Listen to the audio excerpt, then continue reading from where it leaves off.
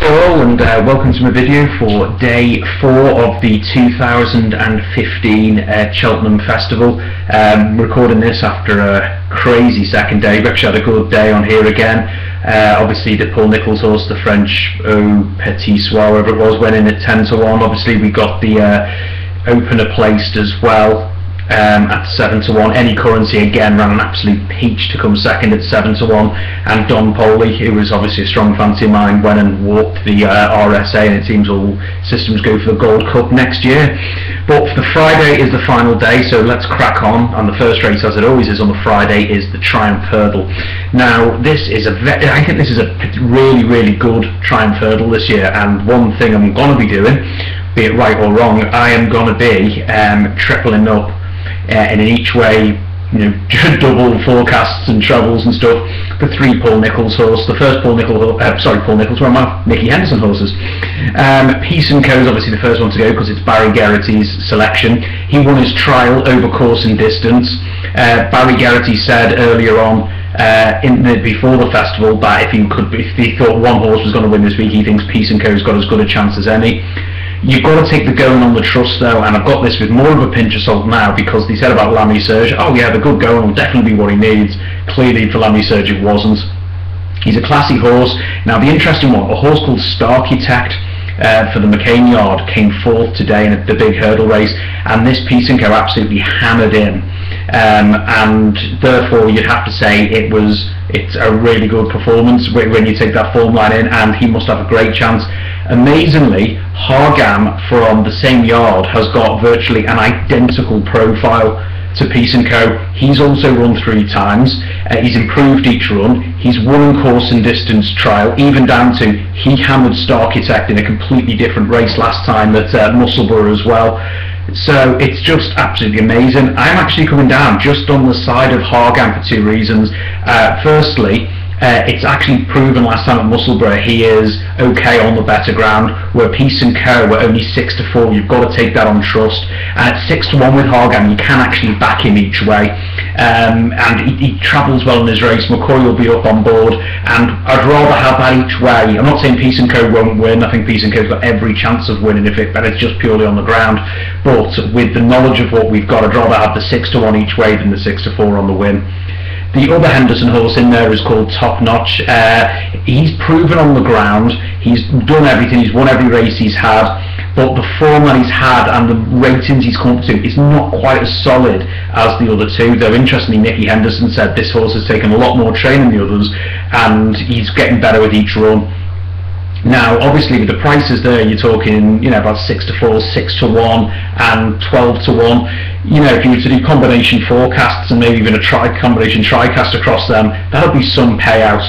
Others to look at here is Karazak. He's a very good yardstick, but he's been put in his place twice by both Peace and Co and Hargam, so on form it'll be a big leap of faith to suddenly think Karazak was going to turn it around. Beltor is going to be interesting because he's won the Adonis, and the Adonis is at Kempton, and the Adonis is also seen as a bit of a, not a triumph trial, but horses go on to do this one. However, Arabian Revolution, who he beat that day and everyone thought it was a good piece of form, he let the form down today, as did Sebastian Beach, who came 3rd in that one. Beltor, he's clearly going the right way, but if you're looking for a form line, it's been badly let down. It's a strange one, but I'm going for 1, 2, 3 of Hargam, Peace and Co and Top Notch for a Nicky Henderson 1, 2, 3 in the Triumph. The county hurdle, as always, is a complete nightmare, with once again horses here entered in this, entered in the Martin Pipe, entered in one on the Thursday, so you don't really know. But one horse is jumping out at me, and that is Quick Jack for AJ Martin. He's a course and distance good ground winner a couple of seasons ago, and he's a very good horse. He came 3rd to Big Easy in the Cesarewitch, held up probably a bit too much that day, and hasn't run since, but he does go very well fresh. He's on a brilliant mark, and is just the type of horse that Tony Martin brings for races like these, so I'm expecting a huge run from Quick Jack. Next in the market's actually Calypto. Now he obviously would have possibly won the Triumph last year if his stirrup didn't break, but this year he hasn't been great, and then he came 4th in the Betfair Hurdle with a form that's been a bit let down. He actually got pulled up on Saturday and had quite a hard race. And I'm not saying he won't bounce back for coming back to Cheltenham and the better ground, but 10-1's plenty short enough. That price is also the same for the Game Changer as well. His form's okay and he likes good ground, but the thing that I don't like about this horse is he quite often flatters to deceive. He comes there and you think, yeah, he's going to go and pick him up, and he didn't. I remember I beat him earlier this season. I had on a horse that I had called I think Fox Norton front run that day. Game Changer came right around to him and I thought, oh god, he's been caught. I had him at each way at 6 to 1, and Game Changer, when he pushed the button, found absolutely nothing at all. So I'm not saying they wouldn't have done something, maybe could have had a wind operation to try and get improvement, but I don't like horses who flatter deceive at Cheltenham. Ebony Express is bonus chasing because he won the Imperial Cup at the weekend, but he wasn't fancied for the Imperial Cup, and he did have, to be fair, he battled really well. He had a really tough race, and you get the impression, because of the huge bonus on offer, this is more of an afterthought. If he was 33 to 1 at the weekend, I'm not overly happy with 12 to 1, 14 to 1-ish maybe at this moment in time. An interesting horse for me, but only if it runs in this, is one for Willie Mullins called Abra de Vie. The reason for this, look back exactly 12 months ago, pretty much to the day, he was 1 length third to Un Petit Soir, who obviously came out for Paul Nicholls today in a handicap a bit like this, 2 miles a bit like this, and he came out and he came third to that horse.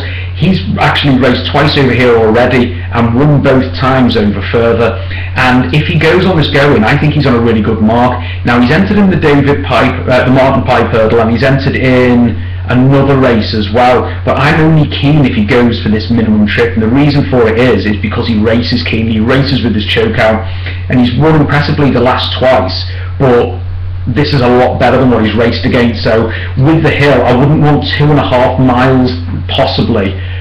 I wouldn't be, well, I'm not saying it would win over 2.5 miles, but I wouldn't be confident backing it over 2.5 miles given his racing style. But over 2 miles with this, you might be able to get away with it and run a good race. He's 14 to 1, and I think he's got a great chance. An interesting horse is Sorted Out for Ed Harty. He's had absolutely nothing, but then the last twice out of nowhere he's found his form. He's on a ridiculously low mark, and if he maintains that uplifting form, he's often like no weight whatsoever. The interesting one will be is, 1, can AP do the weight, and 2, will AP pick him? If Tony McCoy picks that horse, then that means all the signs are right, and that is well worth a bet possibly, and it depends if you want to have a punt on it, but 16 to 1, I can't see it lasting long if that's the case. The problem is he's had patches of form before and then will throw in a stinker out of nowhere, so he does have risks attached. Another one to mention as well is Hawkeye. He loves good ground and was the winner of the Fred Winter last year, and that race turned out to be quite okay. He's won on good ground in a decent race at Aintree early this season before he was out of his depth on a couple of soft ground races, which he kind of knew was going to happen. His last run was okay. He was 11 to 10 favourite, but to be honest, he was held up in his usual style off a small field and possibly got towards the front too early. It was a poor ride by Brian Hughes. He got himself in trouble in behind and everything else that goes with it. But one thing I would say is Glingaburn is a horse on the uplift, so that line of form could actually turn out to be quite good. Without the knowledge of who is going to go where on this, I'm happy to put up a 1, 2, 3 here based on what we've got of Quick Jack from Abra de Vie and I think Hawkeye at this moment in time, though keep an eye out for Sorted Out, because that is the anything horse that could come from this. The Albert Bartlett is next, and it's a very, very open race this year. And I'm going to concentrate on 5 horses here. The first one I like the look of is Thomas Brown. He won his trial for this on New Year's Day, also sponsored by Neptune Investments, rallying to win over 2 mile 5. He actually got overtaken and came back again. The extra distance is absolutely ideal, you would think, given the way that he raced. He seems quite tactically versatile as well, and at a decent price you'd say he's got a big chance. Virtually the same comment applies to Value at Risk. He was just touched off on his trial, but again suggesting he need to step up and trip, possibly even more so than Thomas Brown, because Value at Risk was up there, actually dropped about 5 lengths off everything else, and then he got beaten by, I think it was like a half a length in the end, and he dropped away going at the bottom of the hill. The further up the hill they went, the more he came, which is very interesting indeed. The favourite for this is Black Hercules. He's won his hurdle races well, but he's beat nothing special. It wasn't like electrifying performances. So for that reason, he could be anything, but the price we're talking about on this is about 3 to 1, which I think is plenty short enough, put it that way, because also to take in mind, he's been twice beaten easily on good ground, including in the bumper last year on this. So I said at 3-1, he could, you know what I mean, he could have improved no end from it, but that's plenty short enough, and I think it is the Willie Mullins factor given how well his horses are running this week here. No More Heroes is another one from Ireland, but his last run was poor. He didn't hurdle well, and he said, oh, we found possibly a few bits and bobs of problems, but then the horse that beat him that day, Outlander, has come out and pretty much let the form down there, so he's another one to have a watching brief on. A horse I really like and always runs an honest race is Black Lion for the Twist in Davis Yard. Runs in the colours of the new one. He's parlour games has franked the form that he had with him by running really well in the Neptune today in a race that wasn't run to suit, going a dawdle and then quickening up. He's already a course and distance winner, and all of his hurdle runs this year have been in graded company like this. So the one thing I would say, you will always get your race run by Black Lion. The going's no problem either. It's a tricky race, and looking for a bit of value, and you know, I've literally also taken into account the fact that there's some good prices there. My 1, 2, 3 for this race is Thomas Brown from Value at Risk and Black Lion. Now the fourth race is obviously the big one. It is the Cheltenham Gold Cup. It's what you know, it's what the 4 days is all about really for a lot of people, and this Gold Cup this year is wide open. I've watched last year's Gold Cup and I might be completely wrong, but for me it was the worst Gold Cup that I can remember in many years.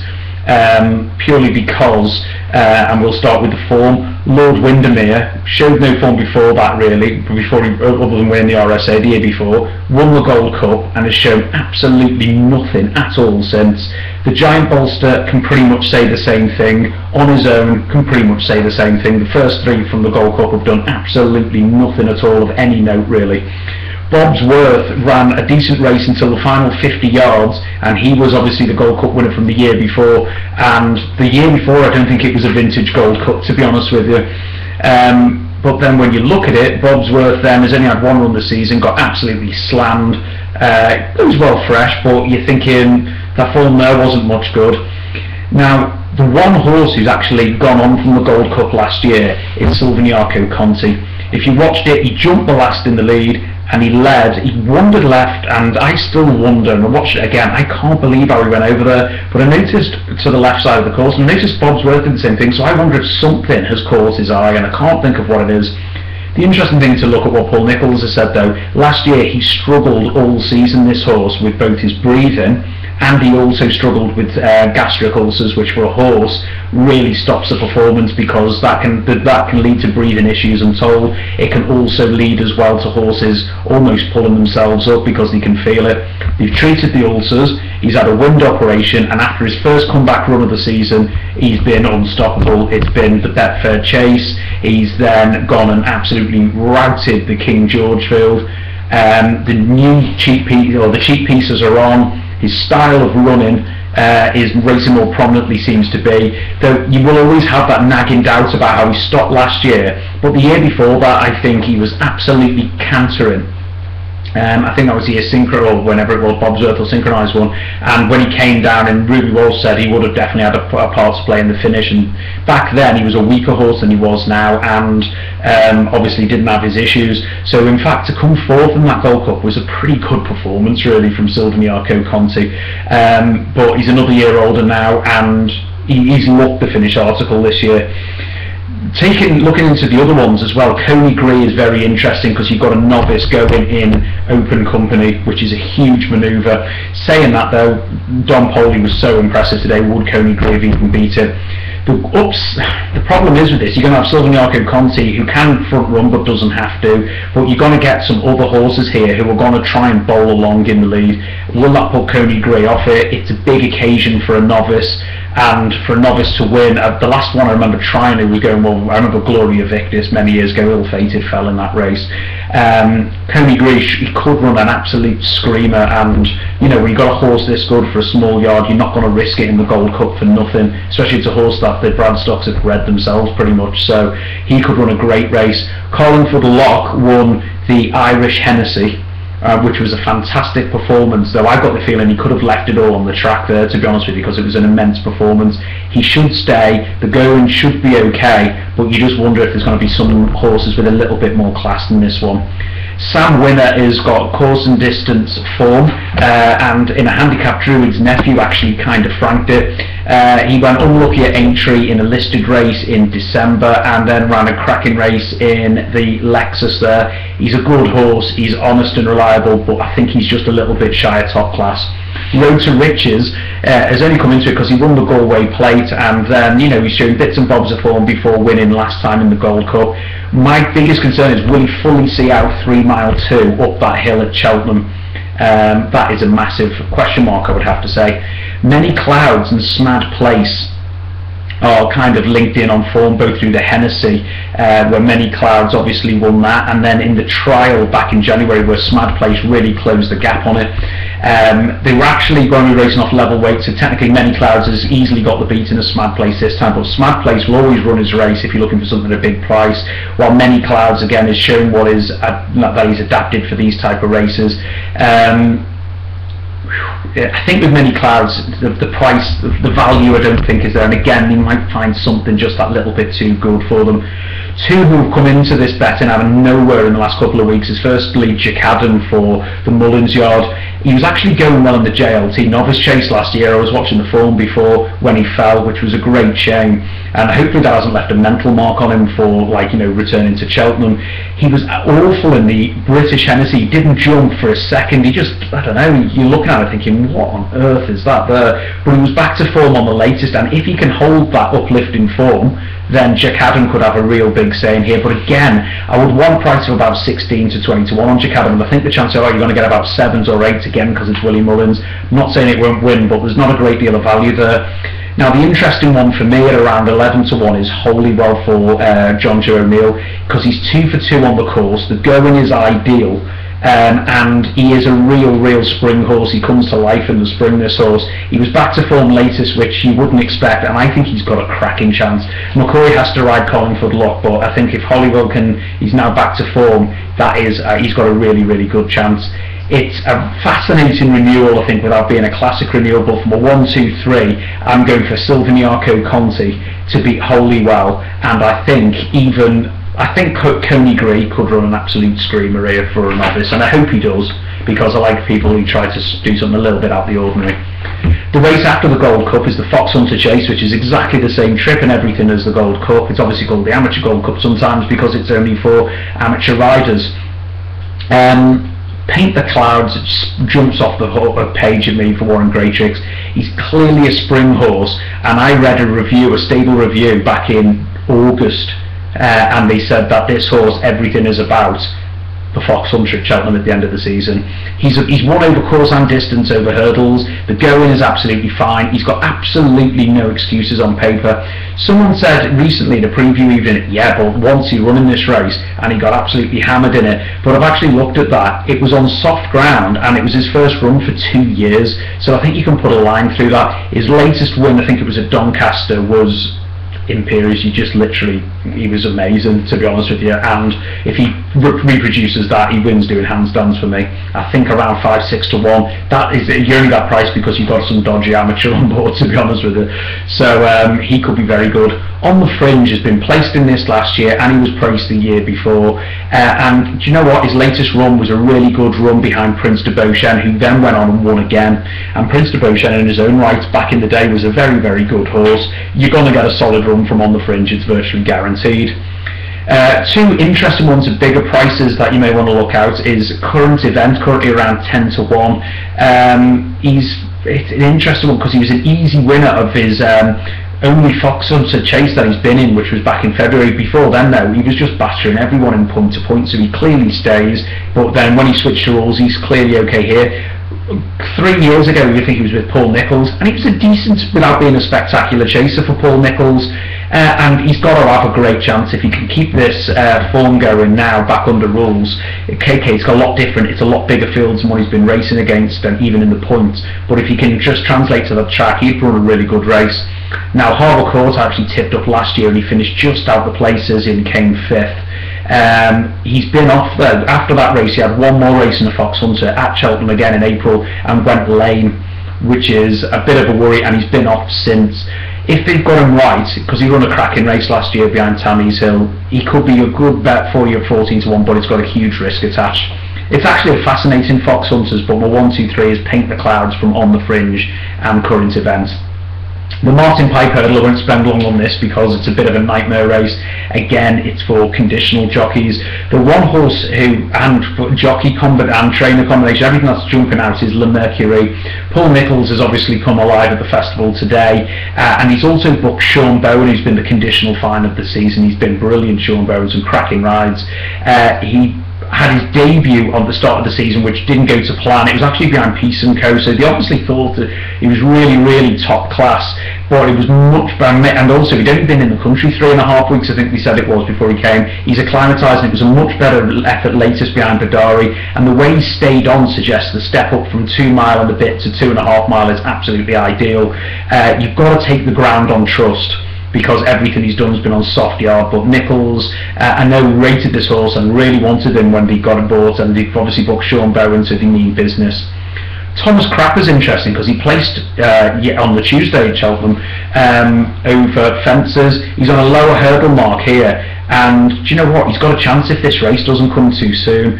He's a tough horse, but to turn out twice in 2 festivals, and even if he wins and gets placed, that would be some achievement, that. Now, 2 big price horses and never be put off by big price in this race.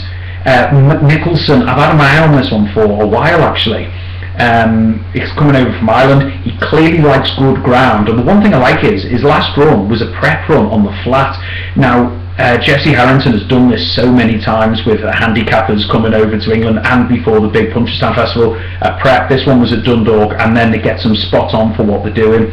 He's actually been placed already earlier this season in Group 3, and the way he stays on was suggesting his 2.5 mile is ideal. I've just looked and he's 25 to 1. He could run you an absolute screamer of a race at a huge price. The same one, and the form has just got the biggest boost you can get, at 16 to 1, is also coming over from Ireland, called Noble Endeavour. Earlier this season, he was showing bits and bobs of form. He actually only came 2 lengths off Zydepool, who's a pretty well-respected horse for Willie Mullins without being right out the top draw, and that was in a Grade 2 in November. Okay, it was only a small field, but he still ran well to be within a couple of lengths of winning a Grade 2. The biggest one to look at, 2 years ago, he actually beat Windsor Park in his bumper at Windsor Park. He's now come out and won the Neptune today, so that form's just had a massive boost. You've got to take the going on trust, but 16 to 1 Noble Endeavour is very interesting. Hopefully they all run, but that's why I'm not spending long on it. My 1, 2, 3, Le Mercury, McNicholson from Noble Endeavour. The final race this year, and I've got to be honest, I think it's so fitting, it's been renamed the AP McCoy Grand Annual.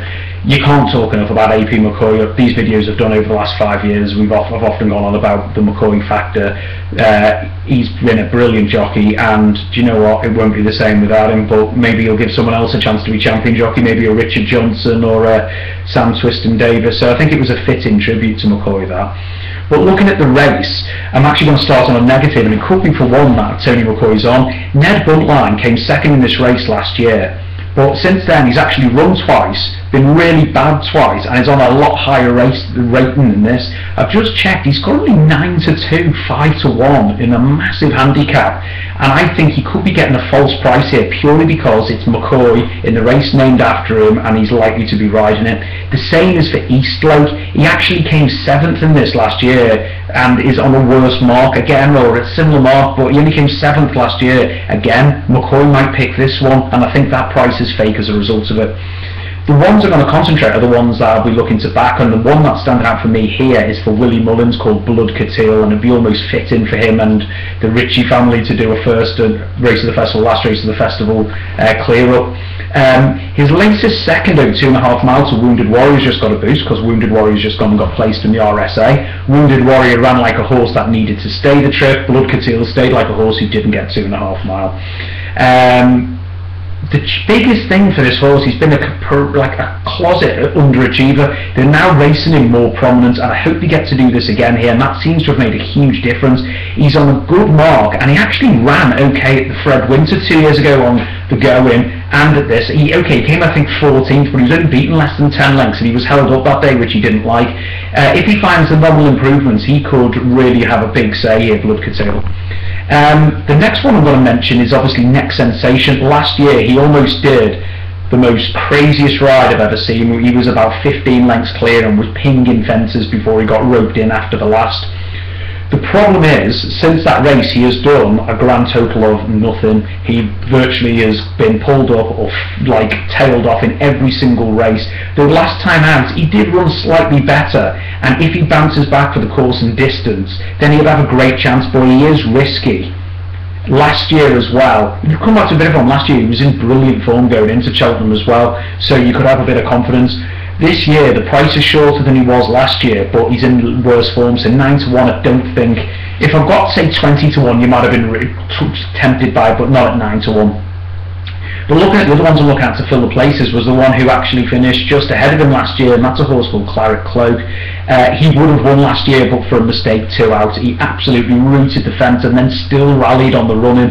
The biggest thing about this horse is he needs good ground. He's been good without being spectacular since then. He's quite fresh but not too fresh, but he's on a lot higher mark, Claret Cloak, so for the win I'm struggling to see him winning, but I can still see him running a really good race for you at a double figure price.